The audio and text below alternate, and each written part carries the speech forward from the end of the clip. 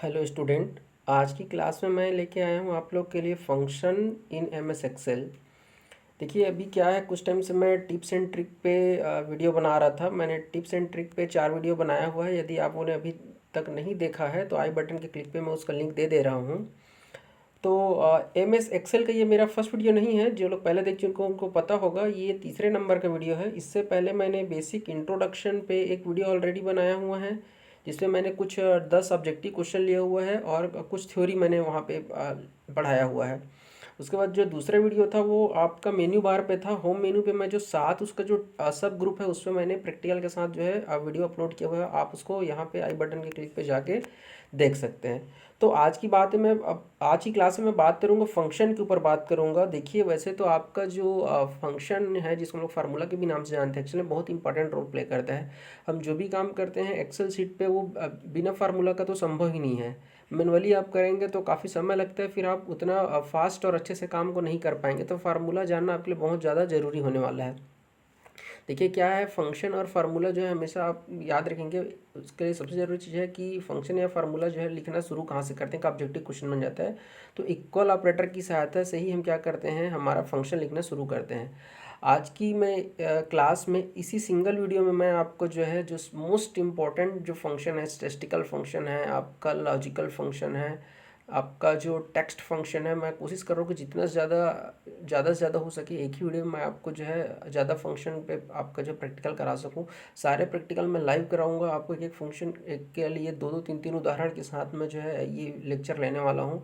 क्योंकि देखिए यदि वर्किंग है, कहीं जॉब कर रहे हैं, तो उसके तो आपके लिए ये ज़्यादा इंपॉर्टेंट है। और यदि आप जॉब ढूंढ रहे हैं, यदि डाटा एंट्री ऑपरेटर का जॉब पे आप ढूंढ रहे हैं, या डाटा एंट्री के रूप में यदि आप अपना करियर बनाना चाहते हैं, तो ये वीडियो आपके लिए बहुत ज़्यादा इंपॉर्टेंट होने वाला है।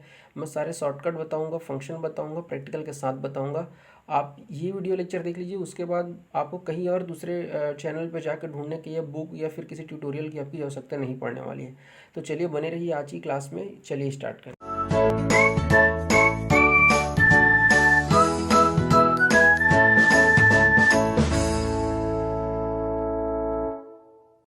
तो पहला फंक्शन है हमारा स्टैटिस्टिकल फंक्शन के अंतर्गत एवरेज का।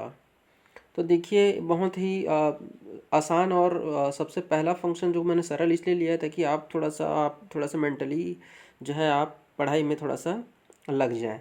तो देखते हैं कि सबसे पहले क्या है कि जो एक्सेल में जो हमारा एवरेज रहता है, तो गणित में एवरेज निकालने जैसे ही है, दिए गए संख्याओं को जोड़िए और उतनी ही संख्या से आप क्या कर देना, भाग देना रहता है। तो यहाँ पे देखिए स्टैटिस्टिकल फंक्शन के लिए मैंने ये एक इमेज बनाया हुआ है। आप इस इमेज के थ्रू वहाँ तक पहुँच सकते हैं। यदि आप फर्स्ट टाइम एक्सेल पे काम कर रहे हैं या आपको थोड़ा बहुत भी आता है तो ठीक है, नहीं तो फिर आप वीडियो को थोड़ा सा स्किप कर दिया करिएगा, जहाँ पे इस टाइप का इमेज दिखेगा। यहाँ पे देखिएगा मैंने बहुत सारी चीज़ों को पॉइंट करने की कोशिश किया है। यहाँ पे देखिए मैंने दिखाया है कि आपके स्टैटिस्टिकल फंक्शन है, देन आप यहाँ पे क्लिक करेंगे तो एवरेज आएगा। फिर मैंने यहाँ पे देखिए एवरेज का क्या मतलब होता है, वो परिभाषा भी वहाँ से आप देखेंगे तो आपको जो है आप समझ जाएंगे कि एवरेज एक्चुअल में करता क्या है। तो चलिए बिना लेट किए मैं सीधा प्रैक्टिकल पे बात करूंगा। तो देखिए एक एक डायग्राम का फोकस करते जाइएगा। जब मैं पहला की बात करूँ तो आप प्लीज़ पहले डायग्राम पे ही फोकस करें, सेकंड और थर्ड को तो कुछ देर के लिए आप स्किप कर दीजिए। तो देखिए मैंने क्या किया है कि पहले वाले डायग्राम पे देखिए मैंने यहाँ पे पहला वाला हमारा जो कॉलम है, आप ध्यान से देखिएगा। देखिए A2 से मैंने शुरू किया हुआ है, जहाँ पे मैंने क्या लिया हुआ है, 2 3 ऐसे करके मैंने जो है वैल्यू लिया हुआ है। अब देखिए मैंने पहले तरीके में बताया है कि आप एवरेज निकालने के लिए आपको देखिए जो फंक्शन होता है ना, उसमें सबसे पहला चीज़ याद रखेंगे आप कि फंक्शन की शुरुआत इक्वल ऑपरेटर से। तो इसलिए मैंने इक्वल लिखा है, फिर मैंने एवरेज लिखा हुआ है। आप क्या करेंगे, कंप्यूटर में जैसे ही AVE लिखेंगे ना, आपके सामने वो फंक्शन को सजेस्ट करेगा, आप एवरेज को सिलेक्ट कर लीजिएगा। अब पहला एग्जाम्पल में मैंने कॉमा का प्रयोग किया। देखिए वैल्यू को पुट करने के लिए दो तरीके हैं, दो और तीन तरीके हैं। उसमें से एक तरीका होता है कि आप कॉमा कर करके लिखिए। तो देखिए मैंने क्या किया लिया, अलग अलग सेल से वैल्यू को उठाया है। देखिए मैंने मैनुअली 2, फिर कॉमा, फिर सेकंड वैल्यू 3, फिर ऐसे कॉमा कर करके किया है। ठीक है, जैसे ही आपका हो जाएगा ब्रैकेट ओपन और क्लोज करिएगा, आप इंटर बटन दबाइएगा, यहाँ पे रिजल्ट आ जाएगा। तो जो भी रिजल्ट आएगा आप यहाँ पे रिजल्ट, यहाँ पे आपका इस सेल में मतलब B2 में आपका क्या हो जाएगा, रिजल्ट जो है आपका प्रदर्शित होगा। अब बात करते हैं, ये तो हो गया आपका वैल्यू आपने पुट किया। यहाँ पे बाई एड्रेस मैं बता रहा हूँ, ये आपका वैल्यूज़ के थ्रू हमने एवरेज निकाला, यहाँ पे हम एड्रेस के थ्रू।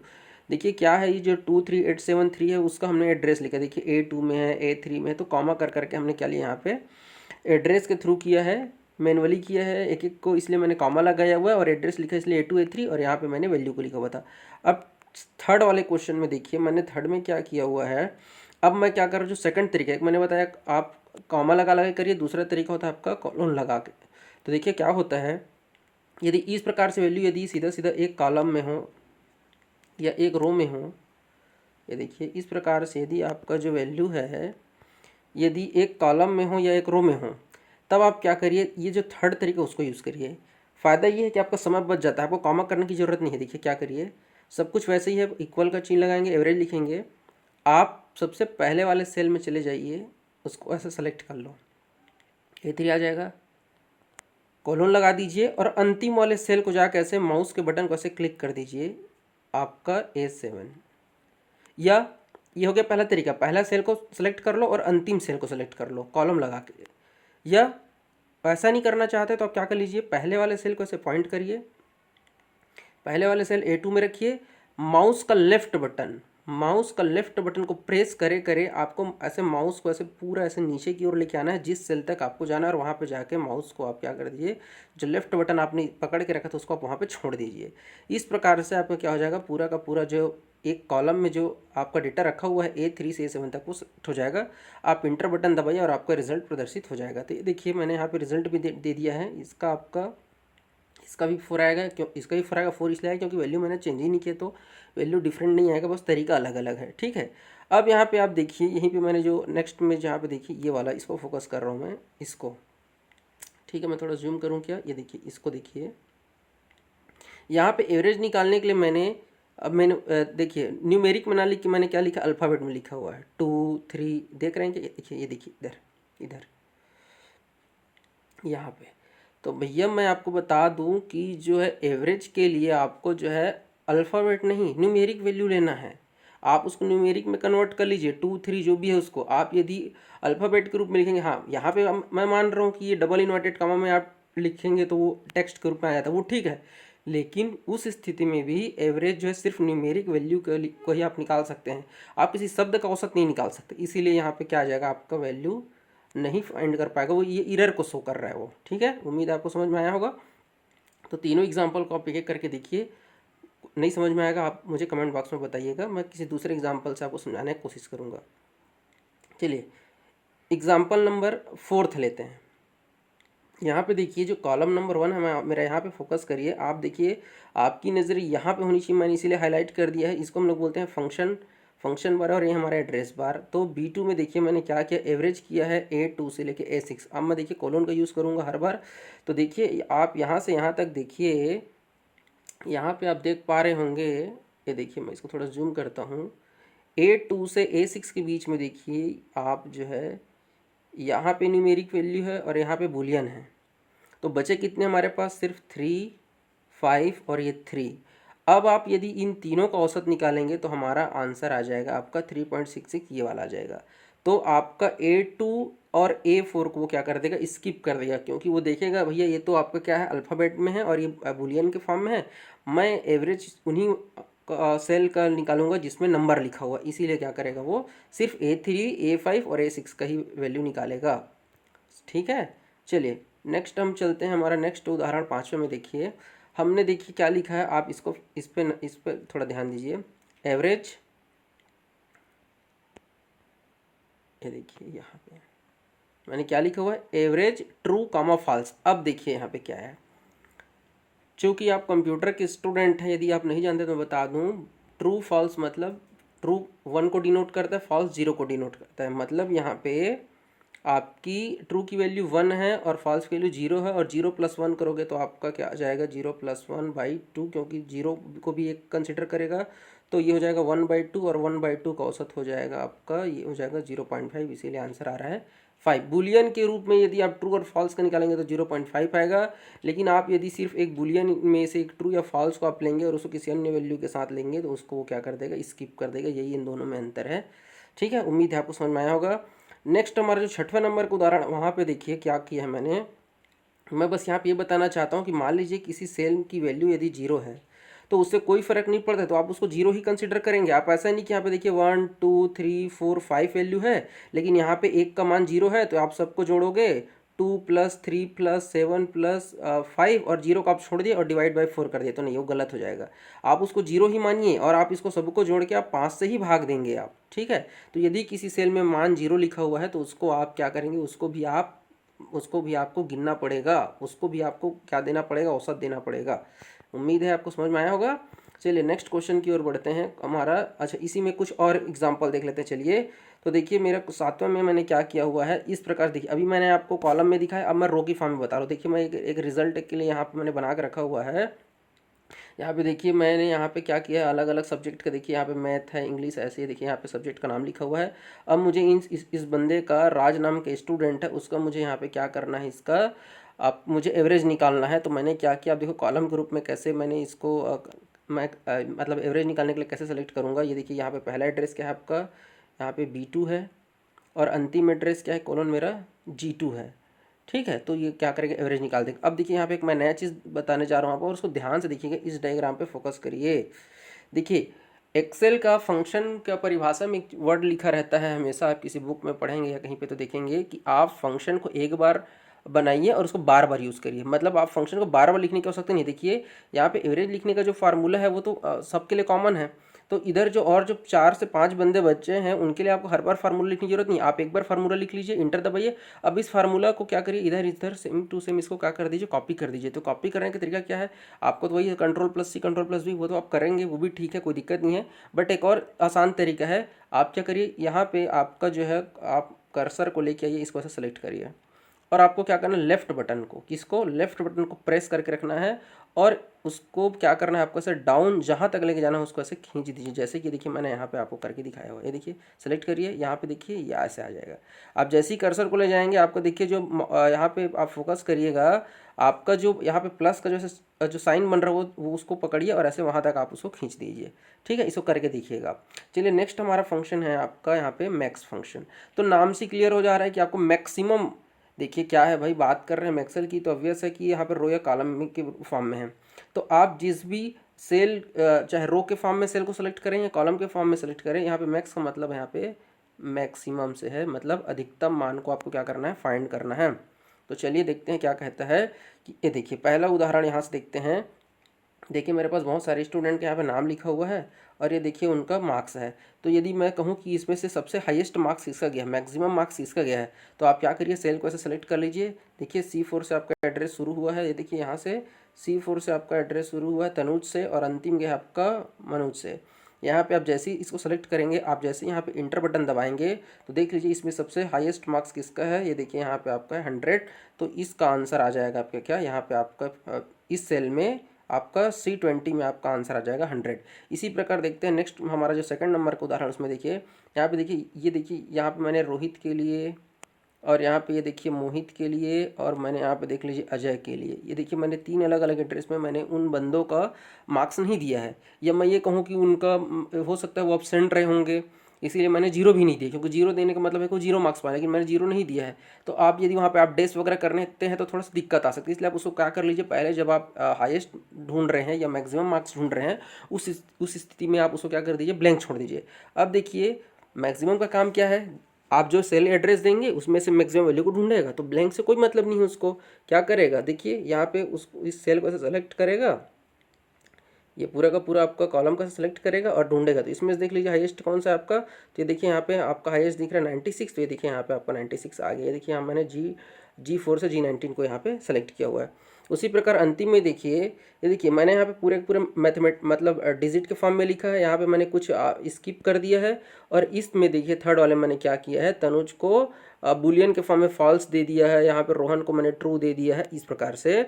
तो मैं बता दूँ, आप सेल में वैल्यू दें ना दें, या डिजिट के फॉर्म में दें या बुलियन के फॉर्म में दें, या आप जो उसको अल्फ़ाबेट यूज़ करें, वो केवल और केवल किसको फोकस करेगा, डिजिट को फोकस करेगा। यहाँ पे भी वो तनुज को और आपका रोहन को स्किप कर देगा, उससे कोई फ़र्क नहीं पड़ने वाला है।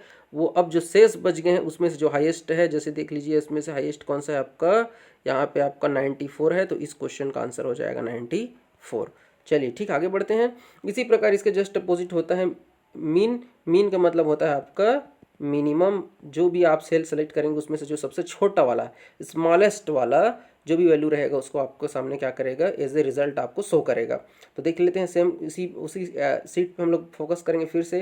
ये देखिए यहाँ पे जो है सबसे छोटा वाला मिनिमम लिख दिया है, तो जो सबसे छोटा वैल्यू देख लीजिए, आपको कौन सा दिख रहा होगा, आपको 60 दिख रहा होगा। तो उससे कोई फर्क नहीं पड़ता यदि दो अलग अलग सेल में अगर सेम 60 है तो क्या फ़र्क पड़ता है, छोटा तो 60 ही रहने वाला है ना, हमको कितने 60 वो नहीं बताना है, सबसे छोटा कौन सा 60 है तो 60 आंसर आ जाएगा। उसी प्रकार देखिए यहाँ पे मैंने 2-3 जगह पे क्वेश्चन मार्क लगा दिया है, मतलब वहाँ पे ब्लैंक है, तो उससे कोई फर्क नहीं पड़ना है। अब जो सेल जिसमें डिजिट है उसको फोकस करेगा। तो इसमें देख लीजिए सबसे छोटा कौन सा दिख रहा है आपको, यहाँ पे देख लीजिए 62 दिख रहा है, तो इसका आंसर आ जाएगा आपका 62। इसी प्रकार से फिर से यहाँ पे देखिए मैंने फॉल्स और यहाँ पे ट्रू लिख दिया है, कोई फर्क नहीं पड़ेगा, जिस सेल में डिजिट है केवल उनको कंपेयर करेगा, देखेगा सबसे छोटा कौन सा है, तो सबसे छोटा यहाँ पे 62 है, इसीलिए इस क्वेश्चन का आंसर हो जाएगा मेरा 62। तो उम्मीद है आप समझ पा रहे हैं कि यदि आप मिनिमम करें या मैक्सिमम करें, सिर्फ और सिर्फ नंबर पर फोकस किया जा रहा है, चाहे वो ब्लैंक रहे या आप अल्फ़ाबेट यूज़ करें या बुलियन यूज़ करें, उससे कोई फ़र्क नहीं पड़ने वाला है। चलिए नेक्स्ट फंक्शन देखते हैं हमारा क्या, काउंट। काउंट करना मतलब हिंदी मतलब कहें तो इसे गणना करना है। तो देखिए गणना क्या करता है, ये उन सेल के ऊपर फोकस करता है जिस सेल में केवल और केवल क्या हो, न्यूमेरिक वैल्यू हो। न्यूमेरिक वैल्यू मतलब जिसमें डिजिट का प्रयोग किया गया हो, और सिर्फ उसी को जो है वो काउंट करता है, गणना करता है, गिनता है। जैसे देखिए इसमें देखिए पहला वाला एग्जांपल में देखिए मेरे पास, तो ऐसे देखा जाए तो यहाँ पे देखिए मेरे पास 1 2 ऐसे करके मेरे पास जो है 4-5 सेल है जिसमें मैंने वैल्यू लिखा। देखिए शुरू के तीनों मैंने आपका डिजिट लिखा हुआ है और लास्ट के जो 3 उसमें मैंने न्यूमेरिक लिखा हुआ है। तो जैसे कि मैंने कहा काउंट फंक्शन क्या करता है, केवल उस सेल को काउंट करेगा जिसमें आपका डिजिट का प्रयोग किया गया हो, अंक का प्रयोग किया हो, 0 से लेकर 9 तक के जो अंक होते हैं उनका प्रयोग किया गया हो। तो देखिए मैंने एड्रेस में हालांकि सेलेक्ट मैंने पूरा किया है ना, यहाँ से लेके यहाँ तक मैंने सबको सेलेक्ट किया। देख लीजिए यहाँ पे फोकस करिए, देखिए मैं इसको थोड़ा सा जूम कर देता हूँ। ये देखिए मैंने यहाँ पे, देखिए यहाँ पे फोकस करिए, यहाँ पे मैंने पूरा का पूरा एड्रेस लिया हुआ है B3 से B8 तक, यहाँ तक, लेकिन वो आंसर क्या दिया, केवल 3। क्यों, क्योंकि इसको काउंट किया, इसको काउंट किया और इसको काउंट किया, लेकिन वो इन तीनों को काउंट नहीं करेगा। ठीक है क्या। उसी प्रकार से देखिए सेकंड एग्जांपल में देखिए मैंने यहाँ पे एक डेट का एक स्टैंडर्ड लिया है। यहाँ पे देखिए कंफ्यूज नहीं होइएगा, ध्यान से देखिएगा। देखिए भाई अलग अलग कंप्यूटर में अपना अपना सेटिंग रहता है। देखिए किसी सिस्टम में क्या रहता है, DD MM और YY वाला फॉर्मेट रहता है, किसी में MM DD और YY। कहने मतलब है किसी के पहले डेट लिखा रहता है, फिर मंथ लिखा रहता है, फिर ईयर लिखा रहता है। किसी के सिस्टम में पहले मंथ लिखा रहेगा, फिर डेट लिखा रहेगा, फिर ईयर लिखा रहेगा। क्योंकि मेरे सिस्टम में जो है मैंने सेटिंग करके रखा कि पहले डेट लिखा हुआ है, सॉरी पहले मंथ लिखा, मतलब ये वाला मेरा जो है स्टैंडर्ड है, पहले मंथ है, फिर डे है, फिर ईयर है, ये वाला है। ठीक है। तो ये देखिए मैंने डेट का फॉर्मेट लिखा हुआ है, देखिए ये अलग अलग फॉर्मेट लिखा हुआ है, यहाँ पे देखिए अलग है, ये अलग है। तो इसमें जो दिया गया हमारा डेट का फॉर्मेट है, उसमें से केवल और केवल जो मैंने हाईलाइट किया ये वाला एरिया, ये वाला सही है। पहले हमारा कौन सा है, मंथ है, फिर हमारा क्या है, डे है, पहले मंथ फिर डे फिर ईयर। बाकी सब में फॉर्मेटिंग सही नहीं है, ये गलत है, ठीक है, ये गलत है, ये गलत है और ये भी गलत है। तो केवल 2 सही है, तो इसीलिए उसका आंसर क्या है हमारा 2 आया। ठीक है। तो काउंट में क्या करता है, तो काउंट करता है केवल उस सेल की गणना करता है जिसमें क्या हो, आपका न्यूमेरिक वैल्यू हो। ठीक है। नेक्स्ट देखते हैं काउंटर। देखिए बहुत ज़्यादा कन्फ्यूजन होता है, काउंट और काउंटर में केवल एक का डिफरेंस है, लेकिन पूरा पूरा इसका डेफिनेशन ही अलग हो जाता है। काउंट केवल किसको गणना कर रहा था, जिसमें क्या हो, डिजिट हो, लेकिन काउंटर किसको काउंट करेगा, उन समस्त सेल को काउंट करेगा जिसमें किसी न किसी प्रकार का वैल्यू रखा हुआ हो।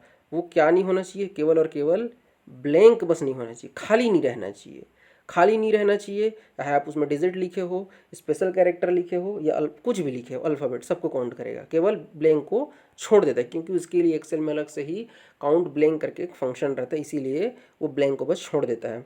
ये देखिए पहले नंबर के उदाहरण पे फोकस करते हैं। ये देखिए मैंने इस कॉलम को हाईलाइट किया, यहाँ पे A2 से A7 तक काउंट करेगा। तो देखिए यहाँ पे, ये देखिए यहाँ पे फोकस करिए, इसको गिनेगा 1, इसको गिनेगा 2, ठीक है, इसको गिनेगा आपका 3, ये है हमारा 4 और ये है हमारा 5। देखिए भाई ये डबल इन्वर्टेड कामा है, उसको भी वो क्या कर रहा है, टेक्स्ट के रूप में काउंट कर रहा है। यहाँ पे देखिए कुछ ना कुछ तो लिखा हुआ है ना, केवल और केवल ब्लैंक कौन सा है, आपका 5 वाला ब्लैंक है नहीं। तो इस प्रकार से इस क्वेश्चन का आंसर क्या आ जाएगा, मेरा 5 आ जाएगा। ठीक है। हम क्या करते हैं, नेक्स्ट देख लेते हैं, इस उदाहरण को समझिए। ये देखिए यदि मान लीजिए 2 अलग अलग कॉलम को आपको सेलेक्ट करना है, तो उसके लिए कैसे करना है। अब देखिए यहाँ पे क्या करिए, पहला हमारा ये वाला है, तो देखिए कहाँ से है, A2 से है, यहाँ से अंतिम क्या है मेरा, A7 है। अब इसी में ही मेरे को इसको भी गिनना है, तो इसको कॉमा कर लो ऐसे। अब इसको भी देख लो जी, कहाँ से है, B2 से है, लेकिन ये कहाँ तक है, सिर्फ 4 तक है, तो इसको मैंने B4 लिखा हुआ है। अब चलिए गिन लेते हैं। तो इसमें देखिए कितना है, 1, ये देखिए यहाँ पे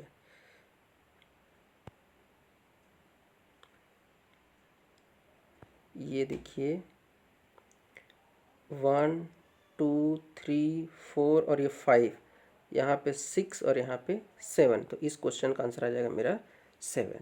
ठीक है क्या, ब्लैंक ब्लैंक को छोड़ दिया, यहाँ से A5 को छोड़ देगा और यहाँ से आपका जो है B3 को छोड़ देगा। ठीक है क्या, यहाँ छूट रहा है और यहाँ छूट रहा है। चलिए ठीक है, आगे देखते हैं। नेक्स्ट है हमारा काउंट इफ। अब देखिए गणना करेगा लेकिन कंडीशन के आधार पर। इफ मतलब कंडीशन, एक कंडीशन दे दूंगा, उसके तहत ही सिर्फ वो क्या करेगा, काउंट करेगा। तो चलिए सीधा मैं उदाहरण पे ले चलता हूँ। चलिए सबसे पहले एक एक उदाहरण को देखते चलते हैं। ये देखिए यहाँ पे फोकस करिएगा। मैंने यहाँ पे क्या किया हुआ है कि ये देखिए यहाँ पे, इसको थोड़ा सा सेट कर लेता हूँ मैं यहाँ पे। चलिए देखिए ये हमारे कुछ एम्प्लॉई का नाम लिखा हुआ कॉलम ए में। ये देखिए यहाँ पे एम्प्लॉई है, ये कौन से शहर से संबंधित है वो, और ये सेल्स है। तो चलिए ये पहला वाला क्वेश्चन पे फोकस करिएगा यहाँ पे कि आपको क्या करना है, सेल को देखना है जिन जो 15,000 से ओवर है, $15,000 से ऊपर का है। देखिए क्या है आपका सेल, सबसे पहले कहाँ रखा हुआ है, सेल पे फोकस करते हैं। तो सेल्स मेरा रखा हुआ है किसमें, सी वाले कॉलम में। तो सी वाले कॉलम पे फोकस करिए। एड्रेस कहाँ से शुरू हो रहा है, C5 से शुरू होके C11 तक। तो ये देखिए मैंने C5 से C11 तक, और मैंने कंडीशन क्या की, ओवर $15,000, मतलब जो सी में जो 5 से लेके C11 तक का जो मान है, यदि वो बड़ा है, ये देखिए ग्रेटर का साइन है, कितना, 15। अब देखिए डॉलर को मत लगाइएगा भाई ना, वो तो बस ऐसी है कि वो करेंसी के लिए मैंने सामने लगाया हुआ है। आपको सिर्फ कितना फोकस करना है, 15,000 पे फोकस करना है। तो देखिए इसमें 15,000 से ऊपर है तो उसको गिनती करो। तो देखिए इस ये है क्या 15,000 से, बिल्कुल नहीं। ये है क्या, नहीं है। हाँ ये वाला है, तो चलिए मैं इसको टिक कर देता हूँ। ये है, ये 15,000 से ऊपर है, ये भी है। ये वाला बिल्कुल, ये भी है 15,000 से ऊपर, ये भी है 28,000 है क्योंकि, और ये गलत हो गया। ठीक है, ये भी नहीं है। तो देखिए कितने हैं, 4 है। तो मतलब ये है कि वो कितने मतलब सेल हुआ है, 15,000 ज़्यादा, तो 4 है। तो इस क्वेश्चन का आंसर क्या आ जाएगा मेरा, 4,000। इसी प्रकार आप कंडीशन कुछ दूसरा चेंज करके देख लीजिएगा। ठीक है, अब चलिए दूसरा देखते हैं। इसी में देखिए मैंने एक और क्वेश्चन लिखा हुआ है, देखिए यहाँ पे।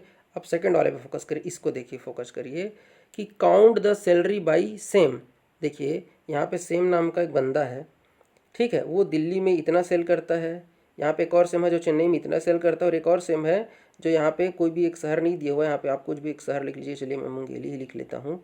ठीक है, यहाँ पे जो है आपका ये आपका सेल कर रहा है।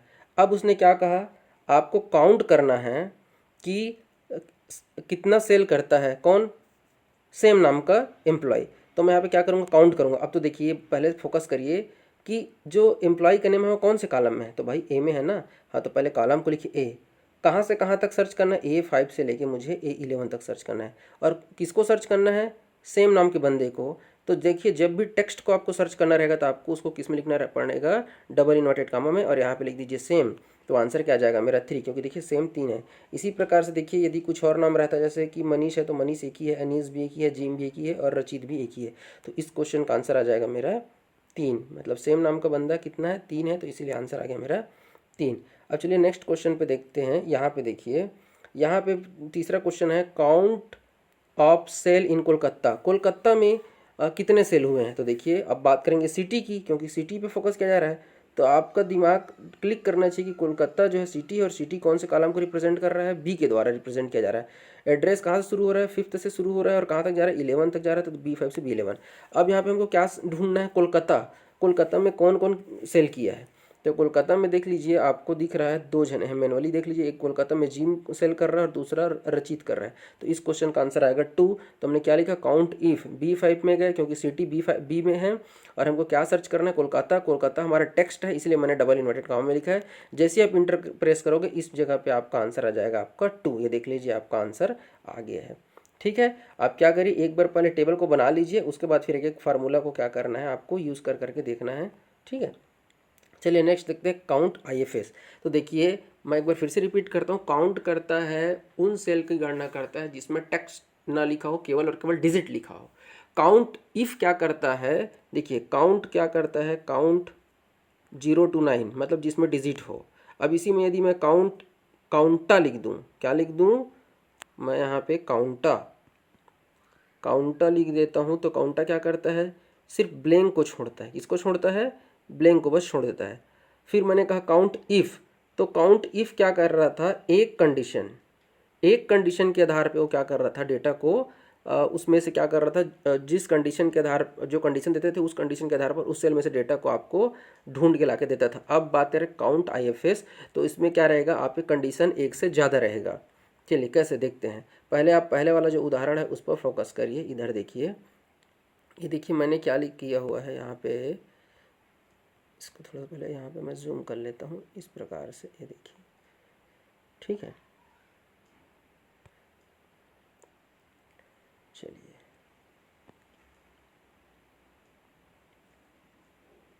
चलिए देखते हैं क्या है। अब मुझे क्या करना है, मल्टीपल कंडीशन देना है। तो जब एक से ज़्यादा कंडीशन देना रहता है, केवल उस स्थिति में हम क्या करते हैं, काउंट IFS का यूज़ करते हैं। देखिए एक ये स्टूडेंट का कॉलम है, ये पहले सब्जेक्ट का मार्क्स है और ये दूसरे सब्जेक्ट का मार्क्स है। तो ठीक है, क्या करना है, जो बी वाले कॉलम है, पहले सब्जेक्ट का जो मार्क्स है उसका वैल्यू क्या होना चाहिए, ग्रेटर देन 85। मतलब उनको ढूंढो जिनका मान जो 85 से ज़्यादा नंबर पाए हैं। ग्रेटर देन का, ग्रेटर देन इक्वल टू कहता तो मैं 85 को भी काउंट करता, लेकिन ग्रेटर कहा है तो 85 से ज़्यादा कितने पाए हैं उनको काउंट करना है। और साथ ही साथ देखिए भाई, कॉमा करके दूसरा कंडीशन क्या किया है, C2 वाले में, इसमें जो दूसरा सब्जेक्ट है उसमें का भी मान क्या होना चाहिए, 85 से बड़ा होना चाहिए। मतलब केवल उन्हीं सेल को आपको प्रदर्शित करना है जिसमें दोनों में आपका बी वाले भी कॉलम में और सी वाले भी कॉलम में क्या होना चाहिए, 25 से मान ज़्यादा होना चाहिए। तो चलिए देखते हैं क्या करता है ये। देखिए ये 85 है क्या, नहीं। तो जब यही नहीं है तो हम इसको भी काउंट नहीं करें, दूसरा को भी चेक करने की आवश्यकता नहीं है। अब देखिए यहाँ पे 95 मिला, तो ठीक है मैं दूसरा भी चेक कर लेता हूँ। यहाँ पे 95 है तो मुझे मिल गया एक। सेकंड वाला देखिए यहाँ पे ये देखिए यहाँ पे ये मेरा क्या 92 है, तो मैं आगे चेक करूँ। यदि पहला ट्रू है तभी दूसरे को चेक करना, ये भी है। मतलब चलिए दोनों सही हो गया। ये देखिए यहाँ पे जब 65 मिल गया तो ये तो 85 से छोटा है ना, तो आप इधर क्यों जाएंगे, ये देखिए ये गलत हो गया। यहाँ पे 57 मिला, मैं सेकंड को चेक क्यों करूँ, ये भी नहीं मिले, मैं चेक करूँगा। यहाँ पे देखिए ये तो सही है लेकिन ये गलत है, इसीलिए वो इसको भी काउंट नहीं करेगा। दोनों को बोला है ना भाई काउंट करो, जो इसमें भी 85 पाया हो और इसमें भी 85 पाया हो। ठीक है, अभी तक सिर्फ दो ही मिला हुआ है। यहाँ पे देखिए ये 95 है, ये 93 है, ठीक है अब 3 हो गया। यहाँ पे 63 मिला, मैं नेक्स्ट को चेक करूँगा ही नहीं। यहाँ पे ट्रू है, इसको भी देख, हाँ ये भी ट्रू है। तो कुल मिला के इस क्वेश्चन का आंसर क्या आ जाएगा मेरा, 4 आ जाएगा। देखिए मैं जब काउंट इफ कर रहा था तो एक कंडीशन देख रहा था, मुझे जब एक से ज़्यादा कंडीशन चेक कराना है तब मैं काउंट IFS यूज़ करूँगा, जिसको हम लोग बोलते हैं काउंट IFS फंक्शन। चलिए इसी प्रकार से देखिए मैं यहाँ पे भी क्या कर लेता हूँ, एक और उदाहरण मैं यहाँ पे आपके सामने रखा हुआ हूँ। ये देखिए मैंने यहाँ पे एक ही कॉलम लिया है, लेकिन एक ही कॉलम में मैंने दो कंडीशन क्या दिया। देखो आप जो है बी वाले कॉलम में से मुझे काउंट करके बताइए उन सेल की वैल्यू को जिसमें जो इस जो सेलेक्टेड सेल है उसमें से जिसका मान 10 से बड़ा हो, कितना, 10 से बड़ा और 20 से छोटा। ठीक है, 10 से बड़ा और 20 से छोटा, ये लिखा हुआ मैंने। B2 से B8 के बीच में बड़ा हो 10 से और छोटा हो 20 से। तो देखिए भाई ये देखो, ये 10 से बड़ा है, जो 13 है मेरा, वो मेरा 10 से बड़ा और 20 से छोटा। 25 देखिए 10 से बड़ा लेकिन 20 से छोटा नहीं, इसलिए ये गलत हो जाएगा। ये 10 देखो 10 नहीं आएगा, क्यों, क्योंकि 10 से बड़ा कहा है ना भाई, बराबर थोड़ी ना कहा है, इसलिए ये भी नहीं आएगा। 5 तो हो ही नहीं सकता। 16 हो सकता है, 7 बिल्कुल नहीं। 20 आपका क्या होना है, 20 कंसिडर, हाँ क्यों, देखो 20 जो है 10 से बड़ा है और 20 से छोटा है, बराबर नहीं कहा है ना भाई। तो 20 से ये भी नहीं होगा, सॉरी ये भी नहीं होगा, क्यों, क्योंकि उससे छोटा कहा है ना, बराबर नहीं कहा। इसलिए कुल मिला के देखिए कौन कौन सा हो जाएगा मेरा। एक हो जाएगा मेरा यहाँ पे, एक हो जाएगा 13 और एक हो जाएगा मेरा 16। ठीक है, तो इस क्वेश्चन का आंसर हो जाएगा मेरा 2। उम्मीद है आप लोगों को समझ में आ रहा होगा। चलिए नेक्स्ट देखते हैं, कुछ और एग्जांपल है यहाँ पे। चलिए थर्ड पे फोकस करते हैं। देखिए ये जब रिजल्ट वगैरह बनाते हैं तो वहाँ पे बहुत काम आता है, इसीलिए एक एक एग्जांपल को आपको क्या करना है, पॉज कर करके देखिए या एक काम करिए, आपको बार बार नहीं देखना तो इसको एक वीडियो को एक बार डाउनलोड कर लीजिएगा। आप एक तरफ आप स्क्रीन को दो भाग में बांट लीजिएगा, एक तरफ वीडियो को चलाइएगा और एक तरफ आप एक्सेल सीट को रख लीजिएगा।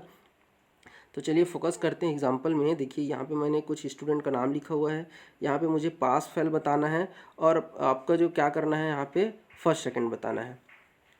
ठीक है, तो चलिए मुझे आप कंडीशन दे दीजिए कि जो हमारा बी वाला है जहाँ रिजल्ट में पास फेल लिखा हुआ है वो, और जो थर्ड वाला है सी जिसमें डिवीज़न लिखा हुआ है, वहाँ पे मुझे ये बताइए कि कितने ऐसे बंदे हैं B2 से लेके B11 के बीच में जो पास हैं, और सी वाले कॉलम में कौन कौन से फर्स्ट हैं। मतलब मुझे यहाँ से मुझे बी से मुझे पास ढूंढना है, और साथ साथ सी पे मुझे क्या मिलना चाहिए, फर्स्ट मिलना चाहिए। दोनों कंडीशन जहाँ जहाँ पे ट्रू होते जाएगा उसको आप काउंट कर दिए। चलिए, तो ये देखिए एक यहाँ पे है, ठीक है, पास और फर्स्ट। ये देखिए एक यहाँ पर है पास और फर्स्ट, बस दो ही जगह पे है।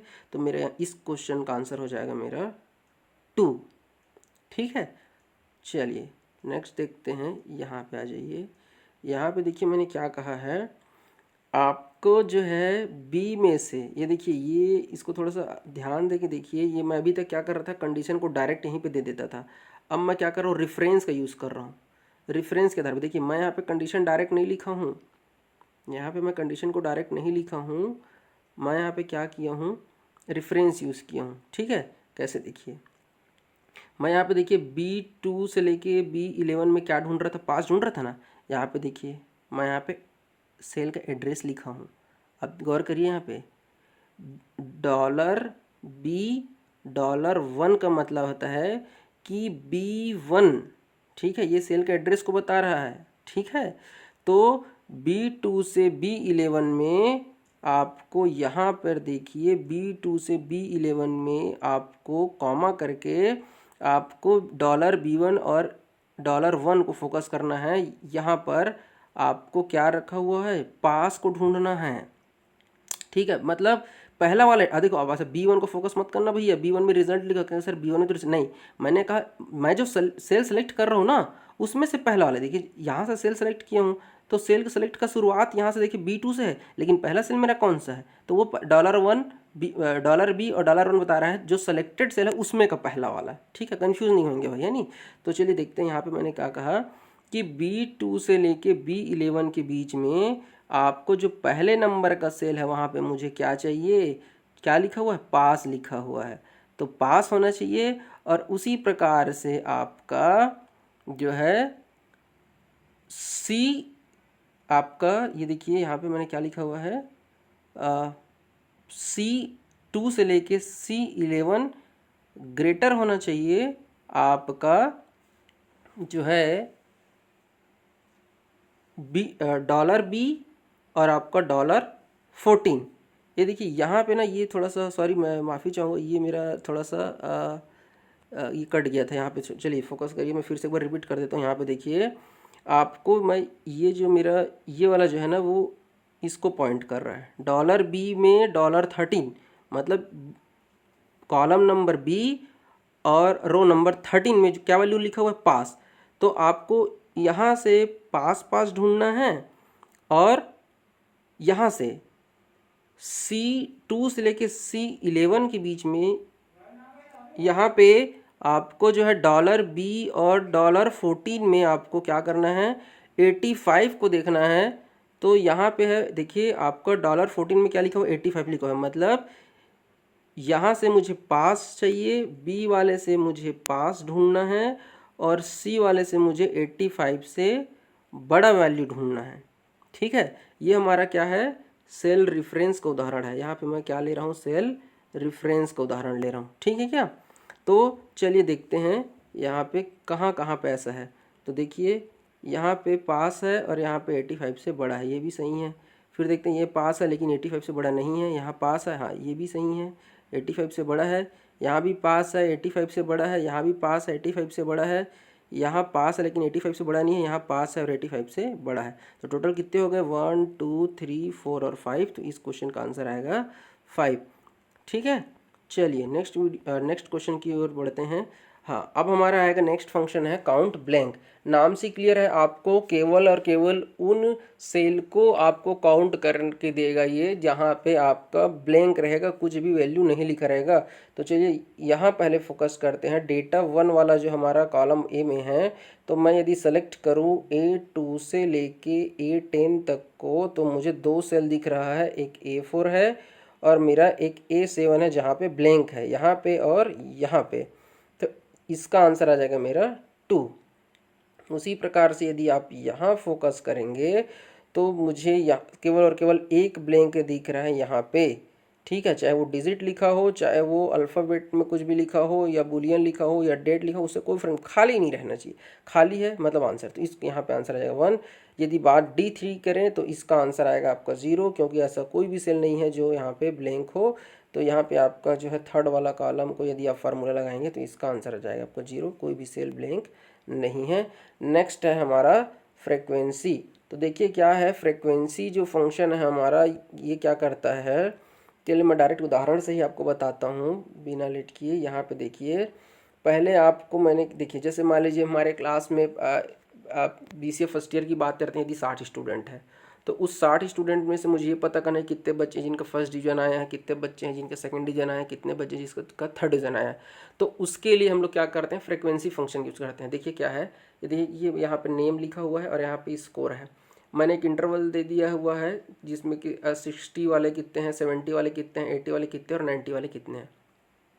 तो देखिए फार्मूला लगा लीजिए। यहाँ पे रिजल्ट ये फ्रीक्वेंसी लिखा मैंने, और मैंने सेलेक्ट किया कहाँ से, B4 से लेके यहाँ से यहाँ तक, B4 से लेके B12 तक, और कॉमा करके देखिए मुझे पहले क्या देना रहता है। सबसे पहले मुझे यहाँ पे क्या करना रहेगा, यहाँ पे सेल देना पड़ेगा। ये देखिए ये सेल का एड्रेस है, और ये मेरा क्या है, जो मैंने एक क्या बना के रखा हुआ है, आपका इंटरवल बना के रखा हुआ है। देख लीजिए पहले मैंने सेल को लिखा, ये मेरा सेल है और ये मेरा इंटरवल का है, कॉमा करके सेल कॉमा इंटरवल। अब देखिए इसको थोड़ा सा ध्यान दीजिएगा, यहाँ पे क्या कह रहा है, यहाँ से आपको देखना है, क्या देखना है, पहला कि ये 60 दिया मतलब 60 से छोटा होना चाहिए। तो 60 से छोटा कितना है, तो 60 से छोटा देखो भाई, एक तो 52 है बस, है नहीं। तो यहाँ पे क्या आ जाएगा मेरा, यहाँ पे मैं 1 लिख देता हूँ, ठीक है। यहाँ पे क्या लिख देता हूँ, 60 वाला मेरा 1 है, ठीक है। अब बात करते हैं आपका यहाँ पे, तो 60 वाला 1 हो गया, 70 वाला देखते हैं, 70 से छोटा, ठीक है। मतलब अब यहाँ पे क्या हो जाएगा, 60 से लेके 70 के बीच वाला, ठीक है। यहाँ पे देखो भाई, ऐसा था कि पहला एड्रेस 60 था, पहला में हमारा इंटरवल क्या था, 60 था, तो वहाँ से 1 से लेके 59 तक वाला काउंट होगा इसके अंतर्गत। तो 52 मेरा इसी के अंतर्गत आ गया। अब देखते हैं हमारा क्या है, 60 से लेके 69 तक हमारा कहाँ जाएगा, इसके अंतर्गत आएगा। तो देख लेते हैं कौन कौन सा है। 60 से लेके तो हमारा एक हो जाएगा ये वाला, ठीक है। तो इसका भी क्या हो जाएगा, 1 हो जाएगा। नेक्स्ट हमारा क्या हो जाएगा, 70 से लेके 79 तक, 80 के लिए हो जाएगा, रेंज हो गया ना। तो उसमें देखिए 70 से ज़्यादा, और तो इसमें देखिए देखिए ये 67 ये भी था जी, तो इसका ये 2 हो जाएगा। 70 से कम वाला कितना हो जाएगा हमारा 2 हो जाएगा। अब देखते हैं 70 से बड़ा हो और 79 से छोटा हो, तो 1 हो जाएगा हमारा ये वाला, तो इसका भी क्या हो जाएगा, आपका 2 हो जाएगा, ठीक है क्या। तो इसी प्रकार से आप यहाँ पे एक बार फार्मूला लगाइएगा, और फिर इसको क्या करिए, यहाँ पे इंटर दबाने के बाद जो भी आएगा उसको आप ऐसे करके यहाँ पे उसको लेफ्ट बटन को दबा कर आपको ऐसे नीचे कर देना है, ठीक है। तो ये देखिए यहाँ पे आपका रिज़ल्ट आ जाएगा, ठीक है। तो देख लीजिए भाई, 60 से कम वाला कितना था, सिर्फ 52 था, तो आंसर आया 1 आया मेरा। फिर बात करते हैं 70 से छोटा वाला कौन कौन था, जो हमारा 60 से बड़ा था। तो एक मेरा 67 था, एक ये वाला है, और एक मेरा ये 67 ये वाला भी है, और एक मेरा ये 70 है, क्योंकि 70 तक को कंसिडर करना है, मतलब इक्वल भी लेना है, ठीक है। यदि यहाँ पे एक रेंज दिया हुआ है, क्या दिया हुआ है, इंटरवल मैंने 70 तक कहा है, तो अधिकतम 70 तक लेना है, 70। और यहाँ पे इससे पहले भी एक रेंज है, मतलब 60 से लेके आपका 61 से लेके 70 तक मेरा दूसरे कैटेगरी में आ जाएगा। 1 से लेके 60 तक पहले का हो जाएगा, 61 से लेके 70 तक दूसरा हो जाएगा, वैसे ही 71 से लेके 80 तक तीसरा हो जाएगा, और 81 से लेके 90 तक दूसरा हो जाएगा, और 90 से के बाद वाला जितना भी रहेगा वो हमारा लास्ट वाले में काउंट होगा। तो देखिए 60 से कम वाला केवल और केवल 52 था, इसीलिए 1 आया। 70 वाले में देखते हैं आपका एक 67 था, एक यहाँ 67 था, और एक 70 यहाँ पे 70 है, इसीलिए यहाँ पे आंसर 3 आया है। अब हम बात करते हैं 71 से लेके 80 तक वाला। तो 71 से 80 के बीच में आपका था केवल और केवल, कोई था क्या, आपका 78, तो आंसर आया यहाँ पे 1। अब हम बात करते हैं 81 से लेके 90 तक की बात करते हैं। तो 81 से लेके 90 में देख लीजिए आपका ये 3 और ये बच गया आपका एक 4, तो यहाँ पे 4 आ गया। अब यदि यहाँ पे 91 से लेके आगे कोई भी अंक रहता तो उसको यहाँ पे हाईलाइट करता, एक सेल एक्स्ट्रा में शो करता है क्योंकि अधिकतम 90 तक को यहाँ पे शो करना था। यदि मान लीजिए आगे मैं यहाँ पे 91 किया रहता, 92 किया रहता, तो यहाँ पे आंसर जो 0 वहाँ पे ये 2 हो जाता। उम्मीद है आपको समझ में आया होगा। चलिए नेक्स्ट फंक्शन की ओर बढ़ते हैं। नेक्स्ट फंक्शन देखिए, इसमें एक और उदाहरण मैं लिया हुआ हूँ, इसको भी देख लेते हैं। चलिए ये देखिए मैंने यहाँ पे वैल्यू लिया हुआ है 1, ऐसे देखिए 1 3 ऐसा करके, और यहाँ पे मैंने एक इंटरवल लिया हुआ है, तो पहले सेल और फिर आपको यहाँ पे इंटरवल लिया हुआ है। तो चलिए इस क्वेश्चन को भी कर ही लेते हैं। तो देखिए 2 वाला और 4 और 6 वाला, तो चलिए देखते हैं कि 2 तक का कौन कौन सा है। तो एक ये वाला है, एक ये है और एक ये है, ठीक है। तो हमारा कितना हो गया यहाँ पे 3, तो ये हो गया 3, ठीक है। और आपका जो है यहीं पे 4 तक का देखते हैं। तो 4 तक में देखिए आपका मतलब 2 तक तो हो गया, अब बजे इसमें इसका रेंज क्या रहेगा आपका 3 और 4 बस आएगा, 3 और 4। तो देखिए 3 एक ये वाला आ जाएगा, ये आ जाएगा, ये भी आएगा और ये भी आएगा। तो कितने हो गए हमारे 4। इसी प्रकार से 6 का रेंज क्या हो जाएगा, 4 से बड़ा और 6 से छोटा। तो 5 और 6 जहाँ जहाँ पे होगा वो आ जाएगा। देख लीजिए क्या गया, 5 और 6 2, तो इसका आंसर आ जाएगा 2।